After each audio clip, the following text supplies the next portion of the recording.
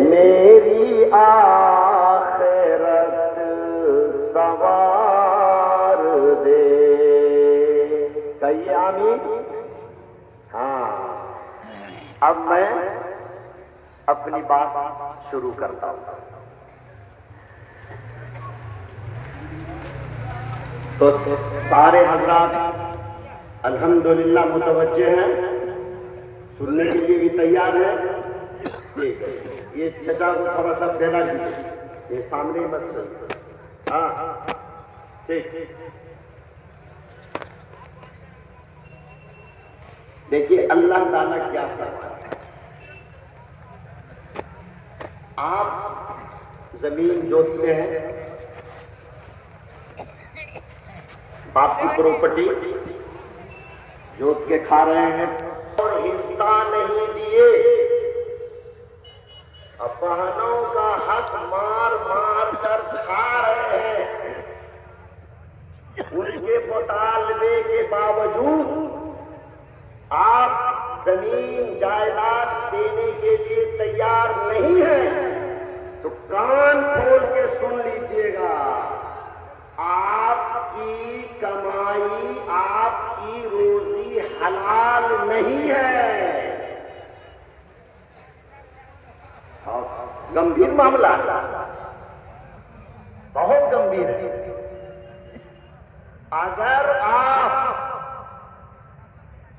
10 बीघा जमीन जोत के खा रहे हैं, तो बहन को भी 5 बीघा जमीन चाहिए जी। आप 5 बीघा जमीन जोत के खा रहे हैं, बाप की जमीन, बाप की प्रॉपर्टी, तो बहन को भी 2.5 बीघा चाहिए, दे रहे हैं। यहां सच्ची बात यह है कि अगर 95% का दें, 95% लोग नहीं दे रहे, बहनों को हक नहीं दे रहे। 2-4% देते होंगे। अच्छा, कभी ये तसव्वुर किए हैं, कभी तसव्वुर किए हैं कि बाप भी बेटी पर जुल्म करता है? बाप बेटी पर जुल्म कैसे करेगा? करता है। मैं आपको सबूत दूंगा। दूसरा कोई जुल्म करे तो शिकायत, लेकिन बाप खुद जालिम अगर हो जाए, बाप खुद बेटी पर जुल्म करे, तो कितना बड़ा अलमिया है। ये कितने अफसोस और सदमे की बात है। बाप बेटी पर जुल्म करे, भाई बहनों पर जुल्म करे, शौहर बीवी पर जुल्म करे, और ये समाज अपनी बहनों बेटियों पर जुल्म करे। अफसोस की बात, कैसे मुसलमान हैं? क्या ईमान है कुरान पर? कभी कुरान को पढ़ा? कुरान को समझने की कोशिश किया? कभी नहीं, जरूरत ही नहीं। इधर देखिए, उधर कुछ नहीं है। यहां कुरान में अल्लाह ताला क्या फरमा रहे हैं, ध्यान से सुन लीजिए। मुझे अलग ही मौजू दे दिया गया जिस पर आमतौर से तकरीर होती ही नहीं। अल्लाह ताला फरमा रहे हैं, लिर्रिजाल नसीबु मिम्मा तरकल वालिदान वल अक़रबून। पर मर्दों का भी हक है उस माल में जो माँ बाप छोड़ करके जाए या रिश्तेदार छोड़ करके जाएं। मर्दों का भी हक, वलिन्निसाई नसीबुम मिम्मा तरकल वालिदान वल अक़रब, और औरतों का भी हक है, औरतों का भी हिस्सा है।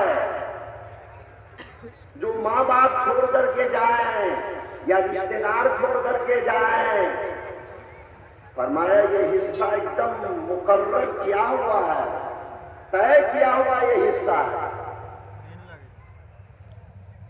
तो कुरान तो कह रहा है कि मर्दों का भी हिस्सा है और औरतों का भी हिस्सा है।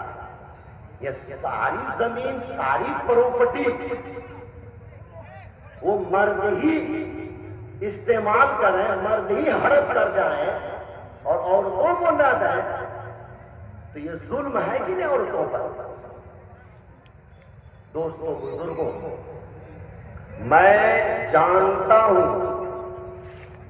बहुत से ऐसे लोगों को जिन्होंने अपनी सारी प्रॉपर्टी, अपनी सारी जमीन जायदाद बेटों के नाम जिंदगी में लिख दिया और इसलिए लिख दिया, केवाला कर दिया, ताकि मेरे मरने के बाद कोई मेरी बेटी जो है, मेरी बेटी इसमें हक और हिस्सा न ले सके।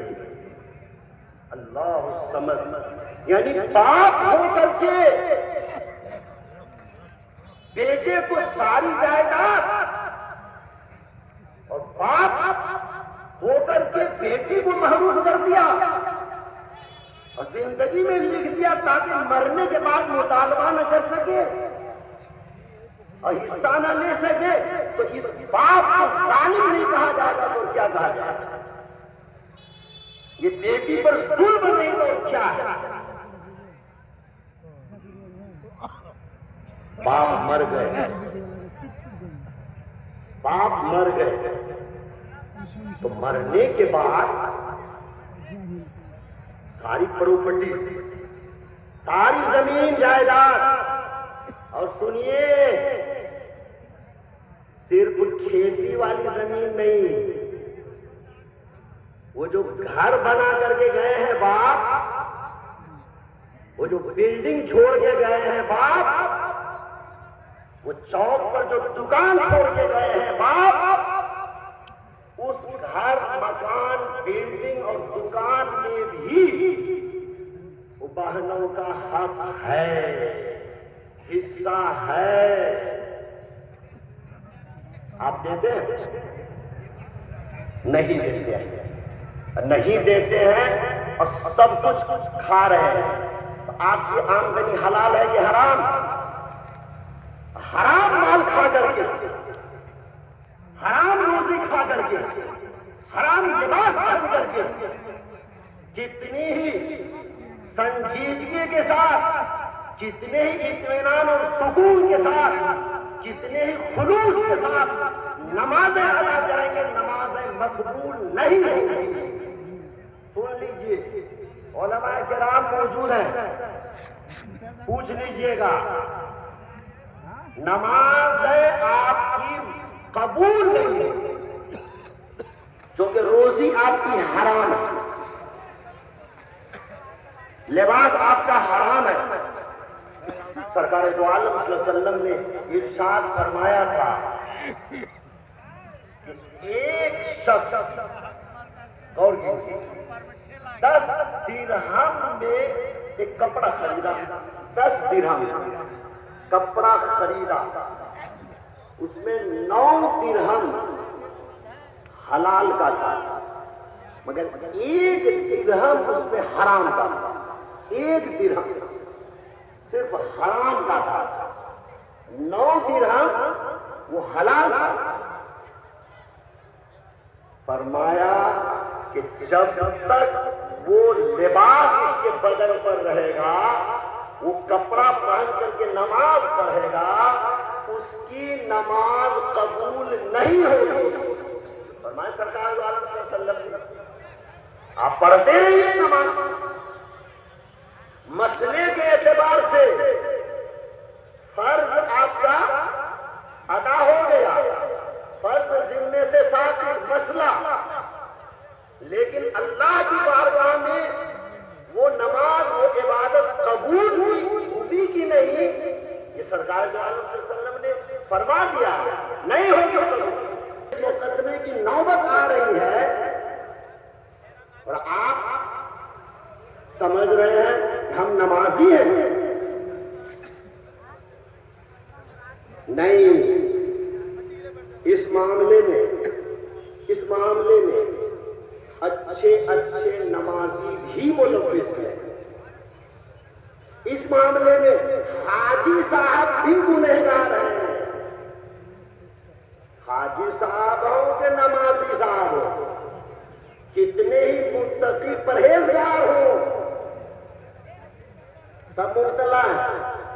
अच्छा, आपको सुन के हैरत हो, एक मुत्तकी परहेजगार आदमी का वाकया सुनाता हूं। एक बहुत बड़े मुत्तकी परहेजगार आदमी, उसने एक मसला मालूम किया मुफ्ती साहब।